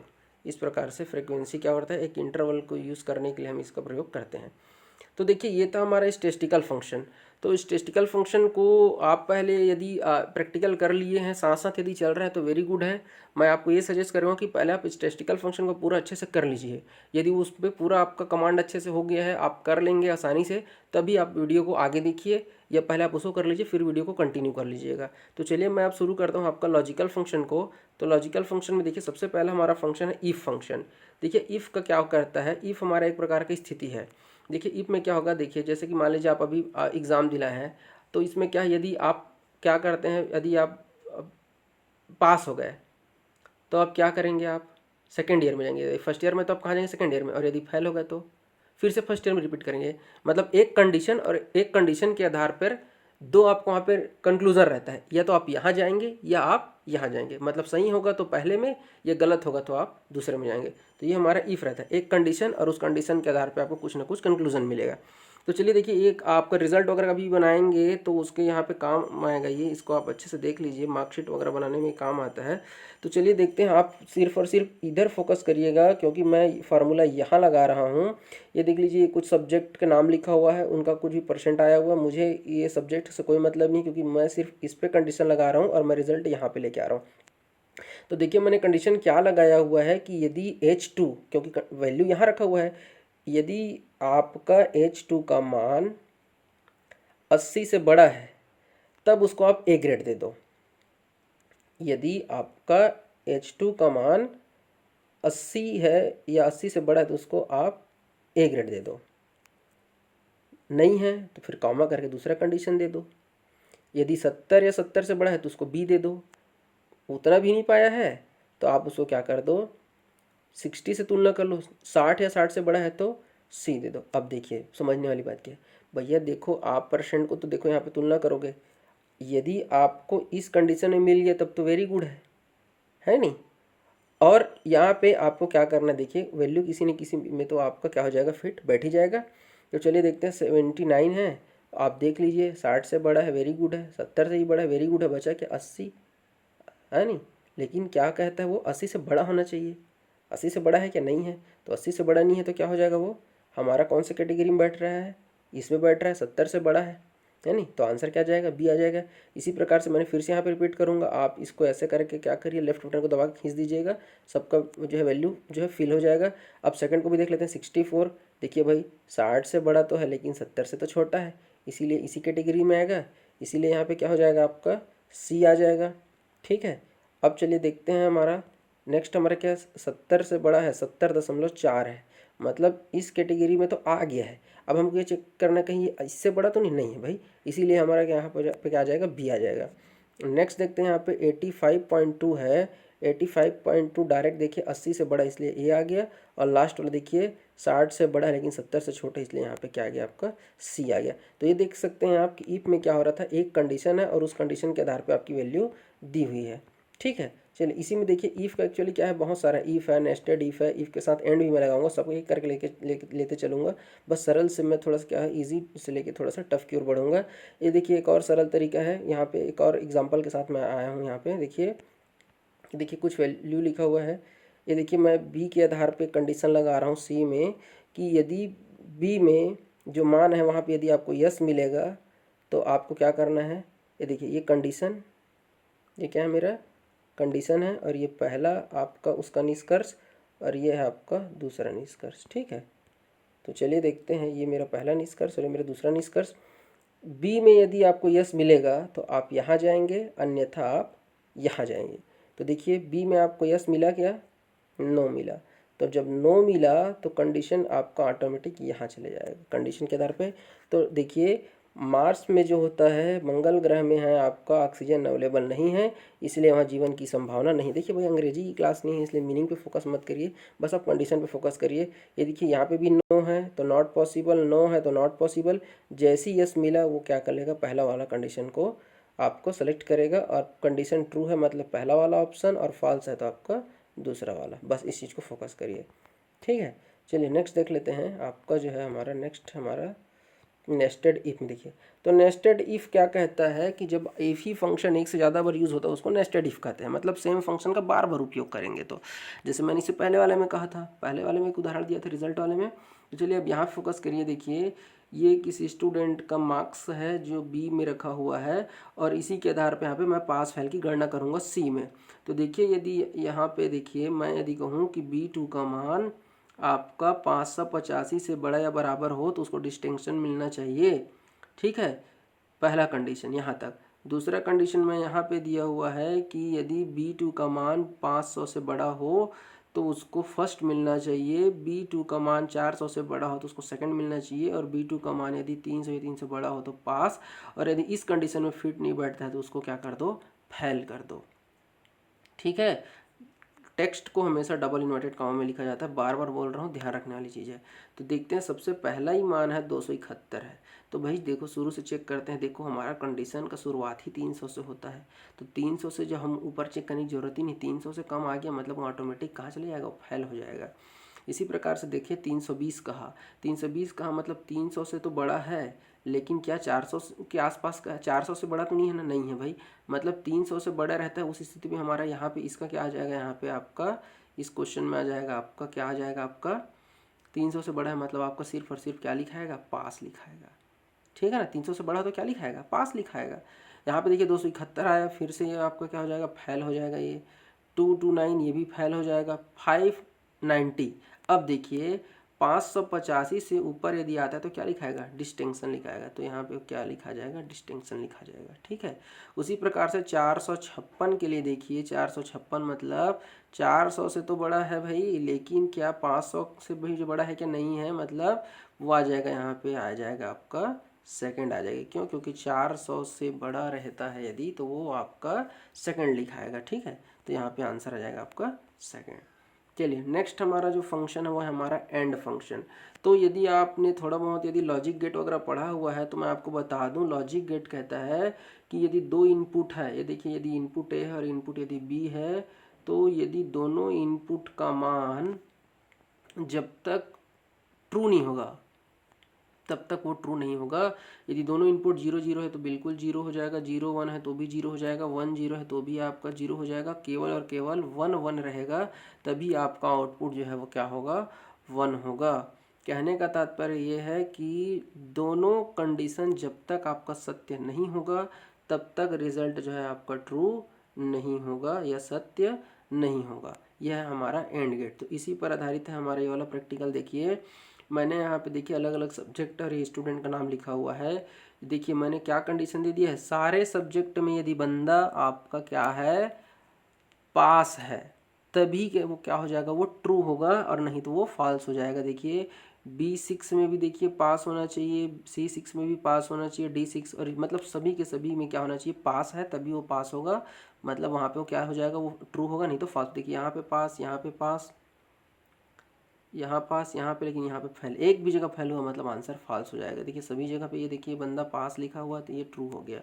एक भी जगह आपको फॉल्स दिखेगा, सबको चेक करने की जरूरत नहीं। देखिए यहाँ फेल लिखा है, यहाँ फेल लिखा हुआ है, देखिए यहाँ फेल लिखा हुआ है, यहाँ फेल लिखा है। मतलब भाई देखिए जाहिर सी बात है, हम लोग कॉलेज या स्कूल में भी तो वैसे ही करते हैं ना। यदि विद्यार्थी एक भी विषय में चाहिए 1 नंबर के लिए फेल हो मतलब फेल है, फेल है मतलब फॉल्स है, सब में पास है तो ट्रू है। ठीक है, तो कंडीशन दीजिए, डबल इन्वर्टेड कॉमा लगाइए, टेक्स्ट लिख रहे हैं तो, और अगर आप मैथ यूज़ कर रहे हैं या डिजिट यूज़ कर रहे हैं तो आप डायरेक्ट लिख सकते हैं। चलिए एक और उदाहरण देख लेते हैं, जिसमें मैंने इफ़ और एंड दोनों को मिक्स करके एक उदाहरण लिया हुआ है। तो देखिए इफ़ और एंड में क्या करता है, इफ़ में क्या करता है, एक कंडीशन दीजिए, उसके आधार पर आपका क्या रहेगा, सत्य और असत्य रहेगा। मतलब एक कंडीशन रहेगा, यदि कंडीशन ट्रू हुआ तो देखिए यहाँ पे पास होगा, और कंडीशन फॉल्स हुआ तो फेल हो जाएगा। अब चूंकि एंड का यूज़ क्यों करते हैं, मल्टीपल कंडीशन के लिए एंड यूज़ करते हैं। तो देखिए मैंने यहाँ पे क्या किया है, अलग अलग सब्जेक्ट का यहाँ पे मार्क्स लिखा हुआ है। तो देखिए मैंने क्या कहा है कि जो बंदा है, जो बी 18 में जो मान लिखा हुआ है, उसका मान क्या होना चाहिए, 40 से बड़ा होना चाहिए। दूसरा वाला मैंने देखिए यहाँ पे सबको 40 ग्रेटर देन 40, मतलब मैंने पासिंग मार्क्स 40 लिखा हुआ है। तो यदि सब सब्जेक्ट में 40 पाएगा तब क्या हो जाएगा भाई, मतलब कंडीशन ट्रू हो गया, तभी की स्थिति में क्या हो जाएगा, पास होगा, अन्यथा फेल हो जाएगा। तो देखिए सब में को देखने के बजाय ये कि आप कम से कम 40 चाहिए ना, हाँ तो 40 कम ढूंढ ले। देखो यहाँ फेल मतलब फेल, यहाँ देखिए सब में पास तो पास, यहाँ पे देखिए 36 आ गया, 40 से कम है मतलब यह हो जाएगा मेरा फेल। ठीक है, यहाँ पे देखिए सब में पास है तो पास हो जाएगा। ये देखिए सब में, ये देखो 36 कम है तो यहाँ पे फेल हो गया। ये देखो यहाँ पे 37, यहाँ पे 35, एक में भी फेल तो फेल है, तो दो में फेल हो गया, फेल हो रहा है, पढ़ता क्यों नहीं है। ठीक है, यहाँ पे देखिए 37 ये फेल तो ये भी फेल हो गया, इधर फेल इधर भी फेल तो ये फेल हो गया। ठीक है, तो एक से ज़्यादा कंडीशन देना है तो आप एंड लगाइए। और इफ़ क्यों, कंडीशन, एक कंडीशन और कंडीशन सही हो गया तो आपका पहला वाला ऑप्शन, और नहीं तो फिर आपका फॉल्स हो जाएगा। ठीक है, चलिए ये देखिए मैं एक और उदाहरण लिया हुआ हूँ, और मैंने कोड को यहाँ पे लिख दिया। यदि आपको यहाँ पे अच्छे से नहीं दिखेगा तो चलिए इत्मीनान से देखिए, मैंने क्वेश्चन दिया हुआ है और ये कंडीशन, उसके आधार पे हम रिजल्ट बनाएंगे। तो कंडीशन ऐसा है कि 10 स्टूडेंट, सॉरी ये उसका कुछ स्कोर लिखा हुआ है और हमको इसका ग्रेडिंग निकालना है।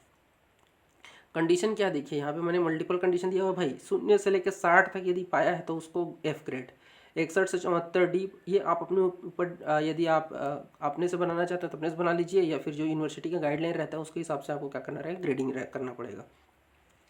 तो चलिए देखते हैं क्या था कि ये हमारा ये ग्रेडिंग लिस्ट है, इसी के आधार पर मुझे क्या करना रहेगा, कोड लिखना रहेगा। तो कोड को ध्यान से देखिएगा, मैं क्या करके बता रहा हूँ।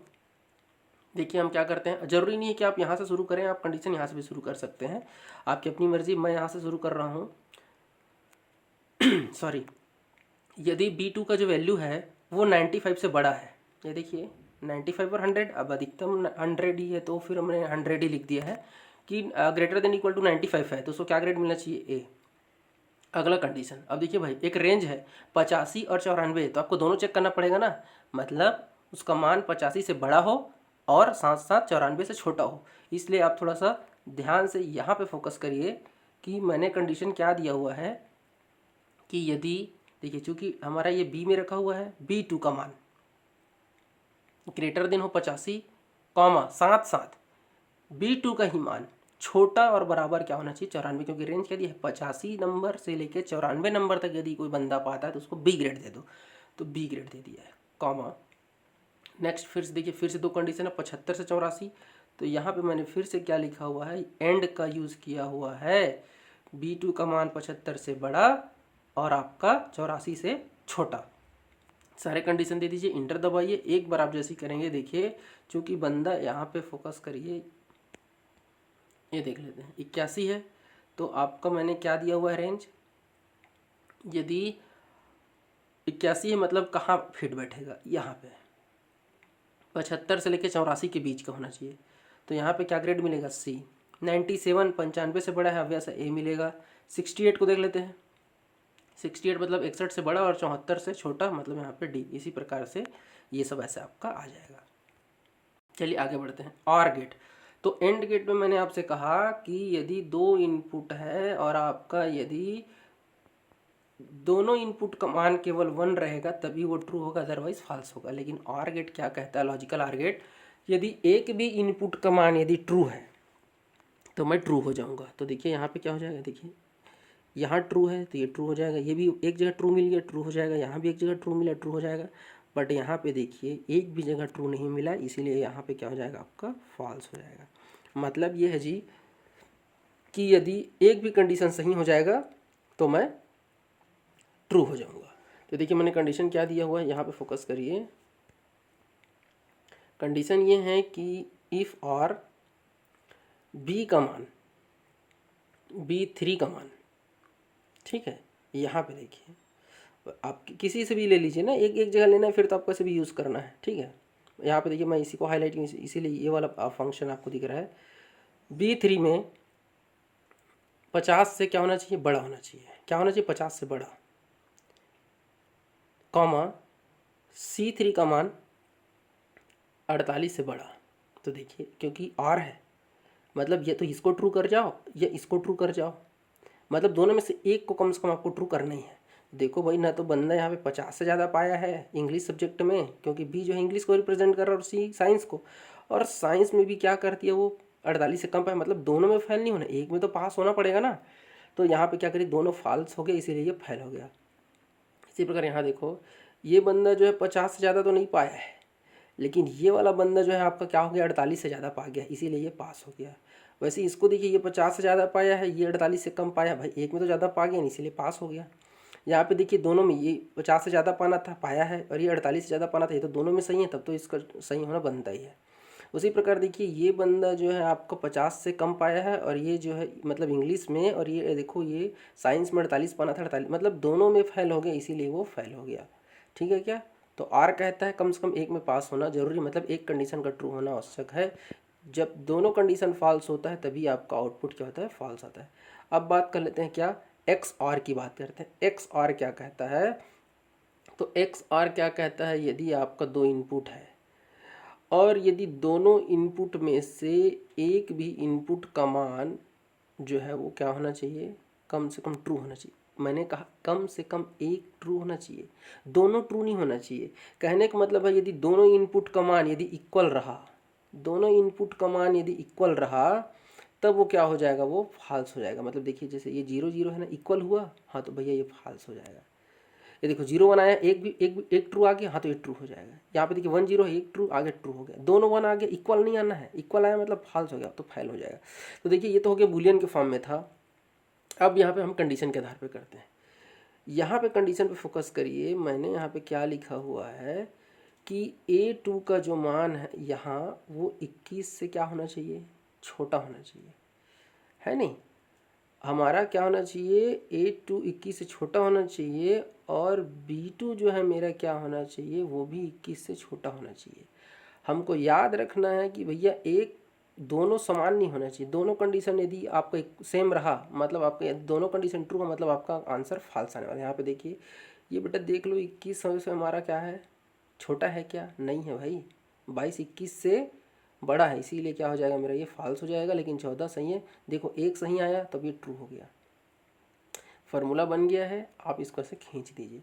अब चलिए यहाँ पे देख लीजिए, देखिए दूसरा वाला देखिए, यहाँ पे मेरा 17 है। 17 क्या है मेरा, 21 से छोटा है। अरे भाई एक तो सही मिल गया, लेकिन आप एक सही मिलेगा करके आगे मत बढ़ जाना, अगर ये सही हो जाएगा तब गड़बड़ हो जाएगा भाई।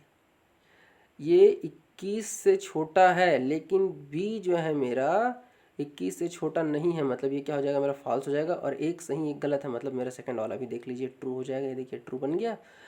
नेक्स्ट देखते हैं, हमारा ये 20 से छोटा तो है, ये भी छोटा है, और जब दोनों का कम इक्वल आ गया मतलब फॉल्स, बिना कुछ चेक के देख ले, बराबर नहीं होना चाहिए भाई, देखो फॉल्स आ गया। लास्ट वाला देखिए 10 है, आपका 21 से छोटा है, और ये तो आपका 21 ही है, मतलब एक सही एक गलत, तो आपका क्या हो जाएगा, आपका ट्रू। तो देख लीजिए ये हो गया मेरा, एक्स आर भी हो गया। चलिए नेक्स्ट देखते हैं, ये देखिए हमारा क्या है, फॉल्स आ गया।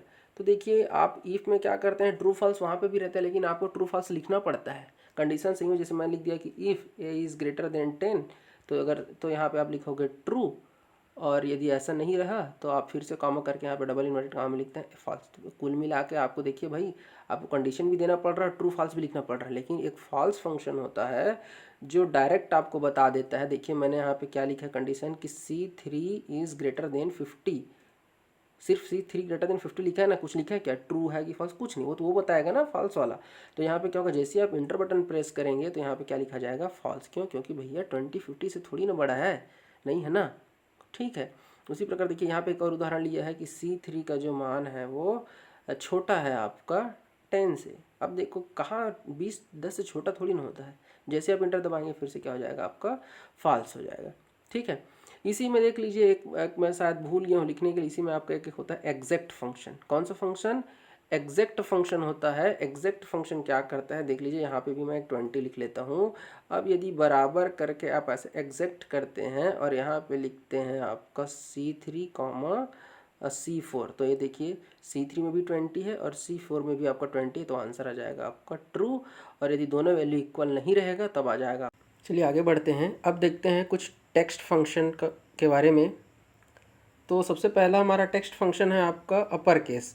तो देखिए अपर केस जैसे कि नाम से क्लियर है कि यदि आपको पहले से लिखा हुआ कोई टेक्स्ट है और उनको आपको क्या करना है, सभी सभी अपर केस मतलब कैपिटल लेटर में लिखना है, तो उसके लिए हम जो है अपर केस का यूज़ करते हैं। जैसे देखिए यहाँ पे B3 में देखिए एक्सेल फंक्शन लिखा हुआ है, टॉगल केस में लिखा हुआ है, कुछ कैपिटल में है कुछ स्मॉल में है।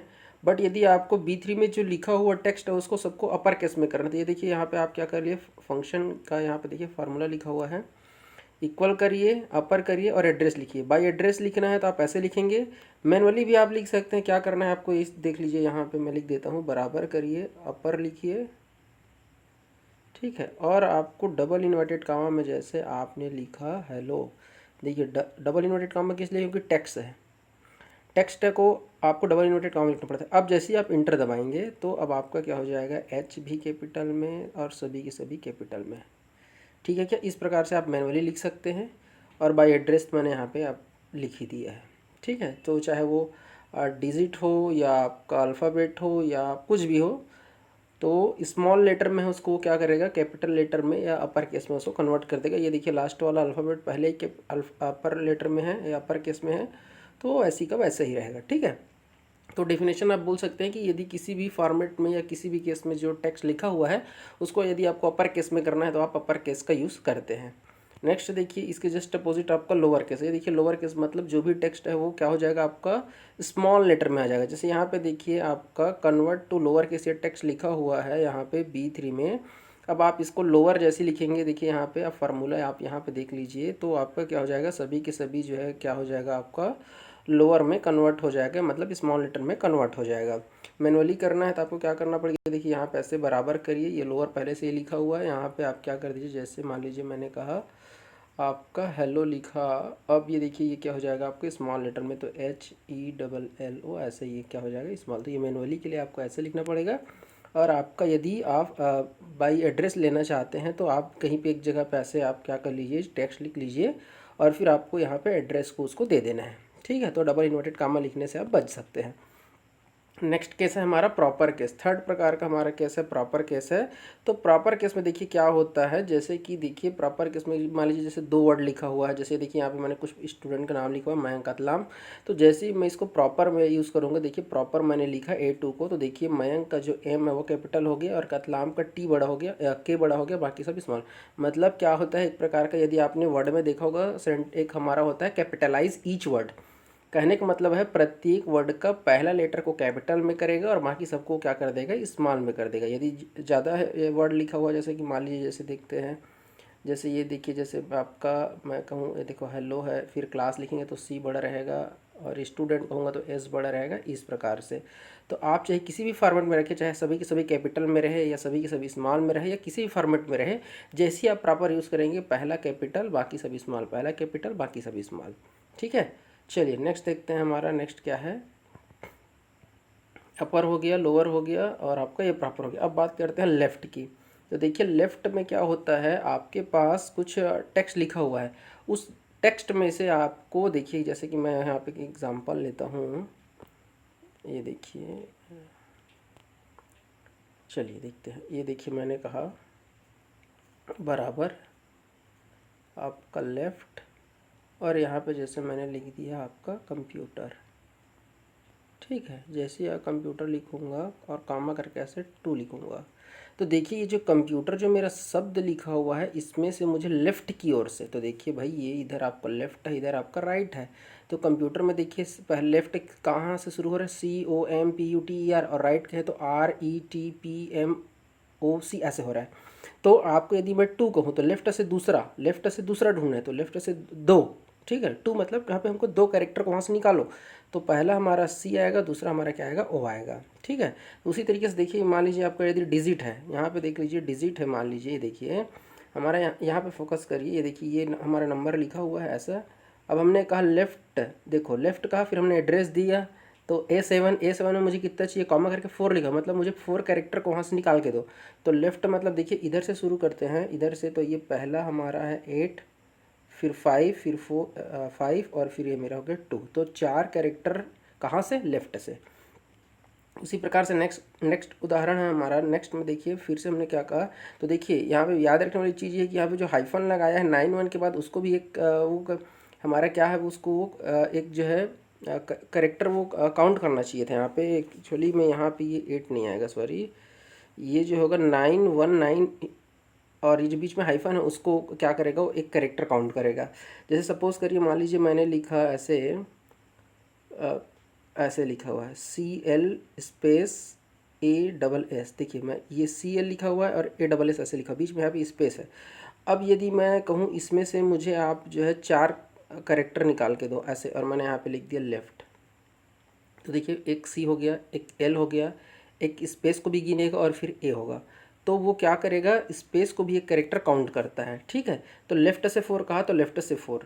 ठीक है। यहाँ पे देखिए ओरिजिन, यहाँ पे भी मैंने 5 काउंट कर दिया है, मैं माफ़ी चाहता हूँ। यहाँ पे ये एक ये जो है ORIG बस आएगा ये, ठीक है, यहाँ पे ये ऐसा रहेगा। ठीक है। तो लेफ़्ट से निकालना रहेगा आपका, तो आप लेफ़्ट से जितना करेक्टर लिखेंगे उतना करेक्टर निकाल के देगा। बात करते हैं राइट की, तो देखिए राइट से उसने कहा दो, देखिए राइट लिखा है A2 से मुझे 2 निकाल के दीजिए। तो देखिए यहाँ पे ये हमारा लेफ़्ट वाला है, इधर से मेरा राइट होगा, तो 2 मुझे निकालना है, तो एक हो जाएगा 6, एक हो जाएगा मेरा 7। तो पहले में आ जाएगा 76, वैसे इधर आ जाएगा आपका 30, इधर आएगा 0 0, इधर आएगा आपका 3 3। उसी प्रकार से यदि मैं यहाँ पे 3 कर दूँ, यहाँ पे A2 में से मुझे 3 चाहिए, कहाँ से, राइट से चाहिए। तो राइट से चाहिए, तो राइट से 3 कौन सा हो जाएगा, 6 7 1, मतलब क्या हो जाएगा 176। वैसे ही सपोज़ यदि आप किसी वर्ड पे काम करते हैं, ठीक है, तो वर्ड में काम करते हैं, तो आपको क्या करना पड़ेगा, ऐसे बराबर कर लीजिए, यहाँ पे देखिए ऐसे बराबर करिए, फिर आपको क्या करना है, ऐसे राइट लिखना है, और ऐसे डबल इन्वर्टेड काम है, आप क्या कर लीजिए, देखिए मैंने कहा हेलो, और यहाँ से मैंने कर दिया आपका 3। अब आपको क्या करना है, 3 निकालना है। तो देखिए कौन सा, राइट से इधर से स्टार्ट करते हैं, तो इधर हो जाएगा OL और L, तो आपका आउटपुट आ जाएगा LLO। उम्मीद है आपको समझ में आया होगा। चलिए नेक्स्ट बढ़ते हैं। अब हमारा कौन सा फंक्शन है आपका, देखिए हमने लेफ़्ट देखा, राइट देखा, अब हम बात करते हैं मिडिल से निकालना है।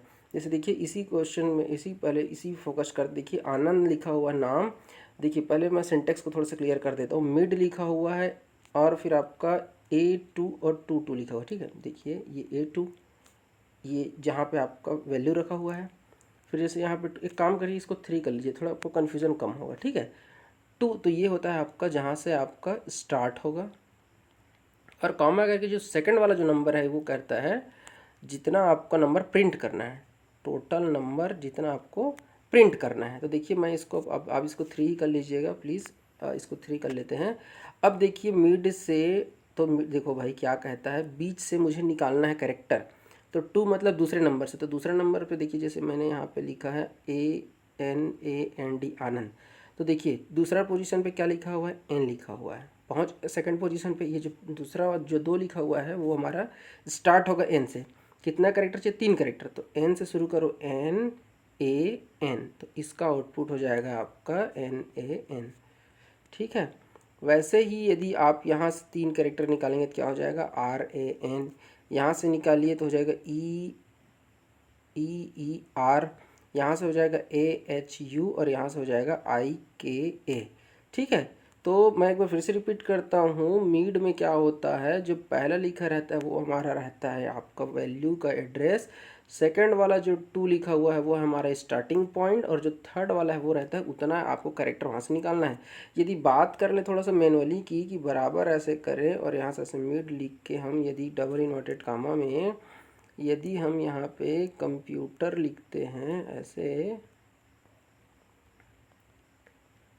और यहाँ पे लिख देते हैं 2 3, ठीक है, तो क्या होगा देखिए, कंप्यूटर में पहला कैरेक्टर इधर से हम लेफ्ट से शुरू करते हैं तो हमारा दूसरा कैरेक्टर क्या लिखा है, ओ लिखा हुआ है।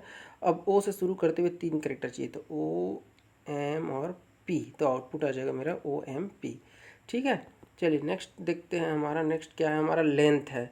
लेंथ मतलब यहाँ पे टेक्स्ट की लंबाई।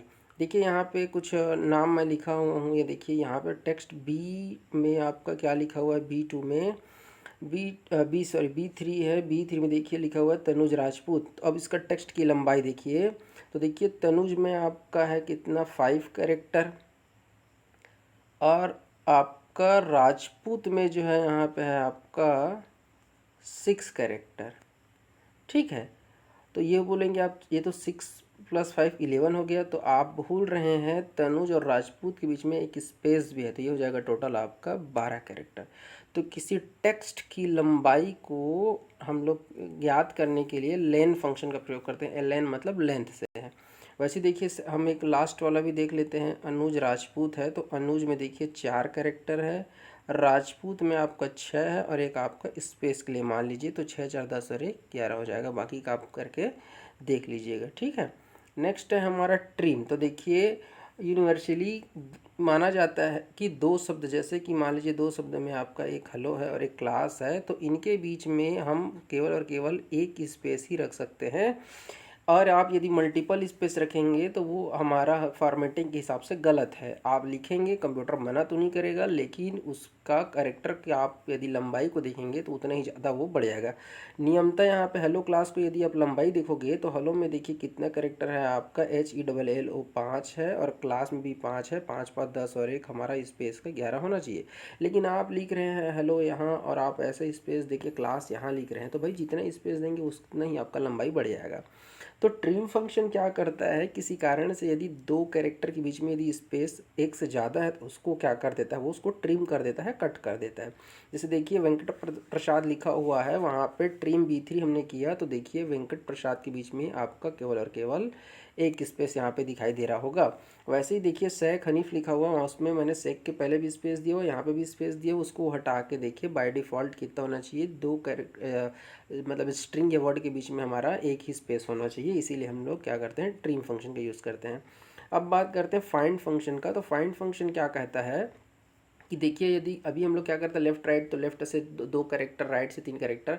अब ये फाइंड फंक्शन क्या कहता है कि मान लीजिए कोई शब्द लिखा हुआ है, जैसे देखिए यहाँ पे मैंने लियोपार्ड लिखा हुआ है। अब मुझे उसमें से ए का पोजीशन देखना है कि ए लियोपार्ड में कौन से पोजीशन में है, तो उसके लिए हम फाइंड फंक्शन, तो देखिए क्या करिए, फाइंड फंक्शन लिखिए। अब वहाँ पे आपको क्या करना पड़ेगा, जिस भी आप वर्ड को ढूंढना चाहते हैं उसको लिखिए। देखिए मैंने यहाँ पे ये तो आपका एड्रेस के थ्रू हो गया, ये मैनुअली हो गया। आपको ए को ढूंढना है तो आप डबल इन्वर्टेड कॉमा में आप पहले ए लिख लीजिए, उसके बाद कॉमा करके उस शब्द को लिखिए जिस शब्द से आप उस शब्द को ढूंढना चाहते हैं। ये देखिए जिसको ढूंढना है, और ये रहा वो शब्द जिसमें से ढूंढना है। तो ए लियोपार्ड में कौन सा पोजीशन में है, तो इसका आउटपुट देखिए कौन सा पोजीशन में है आपका, एल पहले पोजीशन में है, देन ई, देन ओ, देन पी, और फिर आएगा आपका ए। तो इसको दोनों क्वेश्चन का आंसर आएगा आपका 5। दिए गए शब्द में से किसी एक अक्षर या एक कैरेक्टर का पोजीशन ढूंढने के लिए हम फाइंड फंक्शन का प्रयोग करते हैं। नेक्स्ट है आपका सब्स्टिट्यूट। सब्स्टिट्यूट मतलब एक शब्द की जगह पे किसी दूसरे मतलब एक कोई शब्द है उसमें एक कैरेक्टर को दूसरे कैरेक्टर से रिप्लेस करना, उसको बदलना है। तो देखिए इसके लिए मैं 2 उदाहरण दिया हूँ। पहला उदाहरण में देखिए, देख लीजिए यहाँ पे एक हमारा जो है एक हमारा वर्ड लिखा हुआ है, तनुज राजपूत हमारा नाम लिखा हुआ है। अब मैं A2 में, क्योंकि तनुज राजपूत ए में लिखा हुआ है, उसमें से मुझे ए को सब्स्टिट्यूट करना है। ए की जगह में मुझे डब्लू को लिखना है। जहाँ जहाँ पे ए दिखेगा वहाँ वहाँ पे मुझे डब्लू कर से रिप्लेस कर देना है, रिप्लेस करना है एक प्रकार का। तो देखिए मैंने A2 लिखा, फिर वो अक्षर लिखा जिसको ढूंढना है, और फिर मैंने किसको लिखा जिससे मुझे उसको रिप्लेस करना है। ठीक है, या इसी को आप मैनुअली करेंगे तो कैसे करेंगे, देखिए बराबर करिए, सब्स्टिट्यूट लिखिए, यहाँ पे डबल इन्वर्टेड कामा में आप क्या लिख लीजिए, जैसे हेलो लिख लीजिए। फिर कामा करके मुझे जहाँ पे भी एल मिल रहा है, डबल इन्वर्टेड, जहाँ जहाँ पे मेरा एल है वहाँ वहाँ पे उसको किससे रिप्लेस कर दो, मान लीजिए मैंने सी से कह दिया। तो इसका आउटपुट क्या आ जाएगा, देखिए एच आया, ठीक है, ई भी ठीक है, एल मिला, हाँ तो एल को सी से बदल देगा, फिर एल मिला, फिर सी से बदल देगा, फिर ओ। तो इस प्रकार से आउटपुट आएगा। तो ये हो जाएगा, तो हमें आप वहीं पे टेक्स्ट को लिख रहे हैं, और ये हो गया आपका एड्रेस के थ्रू। तो देख लीजिए यहाँ पे आउटपुट प्रदर्शित हो रहा है। देखिए तनुज में सबसे पहले मुझे ए मिला, सेकंड पोजीशन में ए, यहाँ देखो डब्ल्यू से रिप्लेस हो गया। उसी प्रकार जब मैं राजपूत में पहुंचा तो आर के बाद ए, देखिए वहाँ पे भी डब्ल्यू से रिप्लेस हो गया। इस प्रकार से जहाँ जहाँ पे उसको ए मिलेगा वो आपको सबको रिप्लेस करते जाएगा। बाकी इस कोड को यदि आपको कॉपी करना है तो वैसे ही करिए जैसे मैंने आपको पहले बताया हुआ, लेफ्ट बटन दबाइए माउस का और इसको पूरा यहाँ तक जो है ले जाकर छोड़ दीजिए। तो ये तो बात हो गई यदि पूरा जहाँ जहाँ पे ए मिल रहा है सबको बदलना है। लेकिन आप यदि एक कंडीशन के आधार पे सपोज करिए आपको उस जो भी आप जिस आप सेल को सेलेक्ट किए हैं उसमें से जो सबसे पहला वर्ड मिलेगा सिर्फ उसी से बदलना है। जैसे देखिए यहाँ पे मैंने कोड लिखा है कि आप A2 में जाइए जहाँ तनुज राजपूत लिखा है, लेकिन केवल आपको जो सबसे पहला वाला ए मिलेगा उसी को बदलना है। देखिए मैंने क्या कहा, पहले बदलना है किसको, ए को। किससे बदलना है, डब्ल्यू से। कौन सा वाला ए को, जो सबसे पहले मिलेगा। देखिए मैंने इंडेक्स में क्या लिख दिया है, फर्स्ट लिखा है, मतलब सबसे पहले जो ए मिलेगा केवल उसी को बदलना है।